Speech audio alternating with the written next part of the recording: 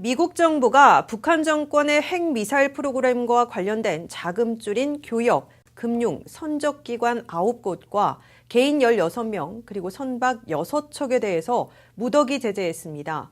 미국은 중국 기업 2곳도 제재에 포함시켰고 중국에게는 제재 대상 북한 관리들을 추방할 것을 요구했습니다.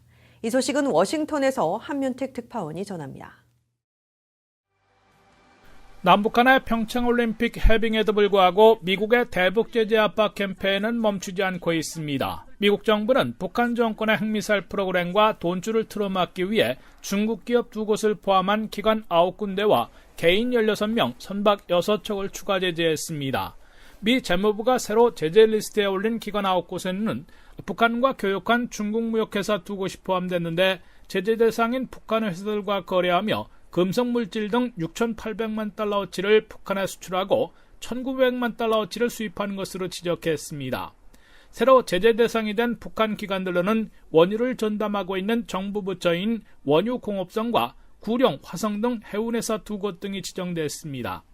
개인 16명은 모두 북한 국적이거나 북한 출신 기업인과 관리들로 주로 해외에서 교역과 조달, 자금을 담당하고 있는 인물들로 나타났습니다.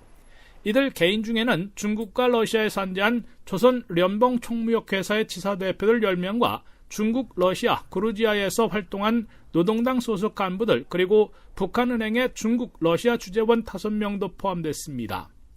재무부는 중국, 러시아, 그루지아에 이들 노동당 간부 등 제재 대상들을 즉각 추방하라고 요구했습니다. 제재 대상에 오른 선박 6척도 모두 북한 선적으로 나타났습니다. 스티브 무노신 재무장관은 성명에서 북한의 제재 회피 책략에 연루된 관리들을 포함해 김정은 정권과 그 무기 프로그램에 자금을 대는 개인과 기관들을 체계적으로 표적으로 삼고 있다고 밝혔습니다. 무노신 재무장관은 유엔 안보리 결의에 따라 중국, 러시아, 다른 어느 나라에서든 북한 금융 네트워크를 위해서 일하는 불법적 행위자들을 타겟으로 삼고 있으며 그들의 현재 거주국들은 이들을 추방할 것을 요구한다고 강조했습니다. 미국 정부는 지난달 26일 북한 미사일 개발의 주역인 리병철과 김정식 등을 제재한 지 한 달 만에 추가 단독 제재를 부과한 것으로 트럼프 행정부 출범 이후 8번째 단독 제재로 기록됐습니다.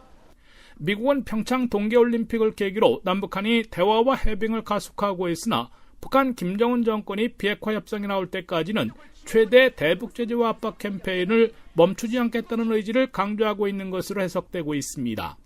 지금까지 워싱턴에서 RKTV 뉴스 한면택입니다.